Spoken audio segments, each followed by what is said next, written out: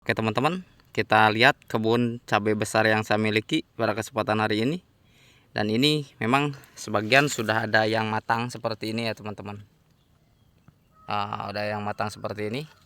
Dan sebetulnya secara konsep untuk proses penanaman dan perawatan ini sama dengan yang saya lakukan pada cabai merah keriting dan cabai rawit hijau pelita 8F1, baik cabai rawit kaliber atau cabai rawit ori 212 ya teman-teman. Jadi itu sama saja untuk perlakuannya. Dan jujur saya pun untuk proses penanaman cabai merah besar seperti ini baru pertama kali untuk sekarang ini. Jadi kalaupun saya jarang upload untuk proses penanaman cabai rawit pelita 8F1 atau cabai bara F1, karena memang ini saya lagi menanam cabai merah besar di belakang rumah saya ya teman-teman. Dan memang pada kesempatan hari ini untuk tanaman cabai besar yang saya tanam terjadi kekeringan ya teman-teman. Sedang terjadi kekeringan. Jadi posisi teman-teman pas menyaksikan video ini adalah di bulan Juni ya teman-teman, 2026. Jadi di bulan Juni itu, di bulan sekarang sudah masuk ke musim kemarau sesuai dengan yang saya tutorialkan. Akan ada badai El Nino atau perubahan suhu ekstrim, di mana siklus ini biasanya terjadi selama 8 tahun sekali, yang mengakibatkan untuk proses perubahan cuaca di Nusantara biasanya kemarau panjang ya teman-teman. Biasanya sampai 7-8 bulan. Jadi meskipun demikian, untuk proses tanaman cabai sebetulnya kalau memang teman-teman irigasinya baik, perairannya baik, dekat dengan sungai atau bisa membuat sumur bor sendiri, itu untuk proses penyiraman tentunya sangat mudah ya teman-teman. Tapi di kondisi daerah saya, teman-teman, saya perkenalkan dulu untuk daerah saya tinggal di daerah Bogor, Jawa Barat. Jadi ini tepatnya di Kecamatan Sukamakmur. Jadi untuk proses ini pengairannya susah ya teman-teman. Untuk proses penyiramannya susah, sehingga saya pasrah aja.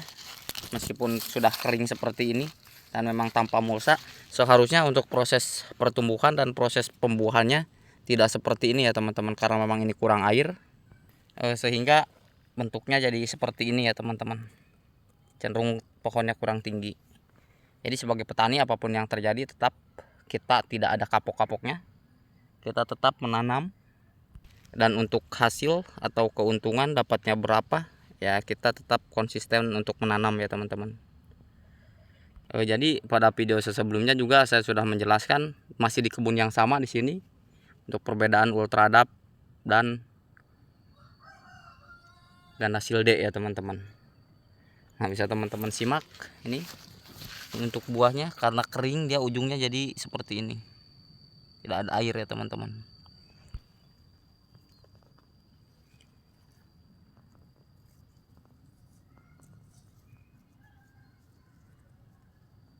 Dan kemudian ada juga yang bertanya, katanya bang, apakah untuk jenis cabai merah besar seperti ini tidak bisa diambil hijau? Ya sebetulnya untuk diambil hijau untuk cabai ini bisa ya teman-teman, terutama untuk masakan-masakan Padang bisa. Tetapi sekali lagi ini diperuntukkan, tadinya saya mau merahkan ya teman-teman, mau saya matangkan, tapi lihat kondisi kuat atau tidak karena kekurangan air, sehingga kalaupun tidak kuat terpaksa kita ambil hijau. Dengan posisi harga di daerah saya ya teman-teman, kalau diambil merah ini harganya Rp35.000 untuk sekarang, dan kalau diambil hijau katanya cuma Rp12.000 sampai Rp13.000. Kalaupun saya petik semua nggak banyak ya teman-teman. Kalau dipetik hijau seperti ini nggak banyak, paling kisaran dapat antara 2 atau 2,5 kintal ya teman-teman. Nah itulah petani cabai ya teman-teman. Terkadang modal yang kita keluarkan itu besar, tetapi untuk proses penghasilannya tidak bisa diprediksi. Jadi sekali lagi saya tekankan bahwa memang mental petani itu adalah mental-mental yang cenderung gak kapok-kapok seperti saya.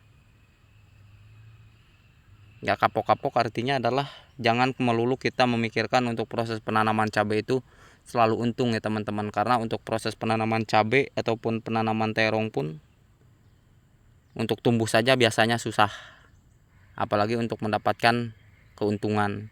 Tetapi meskipun demikian, sebagai seorang petani, bukannya kita kapok, tetapi kita cenderung terus maju untuk mengevaluasi dan memperbaiki kesalahan-kesalahan apa yang kita lakukan ketika dalam proses penanaman ataupun proses perawatan ya teman-teman. Termasuk dalam proses pemilihan bibit yang memang berkualitas, cenderung tahan terhadap hama dan penyakit yang akan kita tanam. Karena faktor utama untuk proses penanaman yaitu pemilihan bibit yang baik, proses penyemaian yang baik, proses pengolahan lahan yang baik dan benar, dan kemudian proses pemberian pupuk yang tepat dan sesuai, dan kemudian adalah proses pemberian insektisida dan fungisida yang sesuai dengan standar operasional dalam proses budidaya pertanian ya teman-teman. Kenapa saya bisa mengatakan demikian? Karena memang saya adalah bukan sarjana pertanian ataupun paham tentang tata cara bertani, tetapi dengan pengalaman selama 11 tahun budidaya tanaman cabai dan budidaya tanaman terong dan horti yang lainnya, akhirnya saya paham obat-obat apa saja yang harus kita berikan ketika ada kendala-kendala, dan kemudian bibit apa-apa saja yang harus kita tanam jika ingin memulai proses budidaya ya teman-teman. Oke teman-teman, terima kasih telah menyimak video saya dalam review cabai merah besar yang kekeringan. Kurang lebihnya mohon maaf. Seperti biasa, bagi yang ingin bertanya silahkan di kolom komentar. Kita sharing saja, bukan berarti menggurui, karena setiap petani itu memiliki pengalamannya masing-masing, memiliki tata caranya masing-masing dalam proses budidaya tanaman horti ya teman-teman. Tetap semangat. Tanpa pangan yang cukup maka bangsa dan negara tidak akan maju. Salam sejahtera bagi garda terdepan pejuang pangan nasional dari Sabang sampai Merauke. Salam sukses untuk para petani cabai di seluruh Nusantara ya teman-teman. Akhir kata, assalamualaikum warahmatullahi wabarakatuh.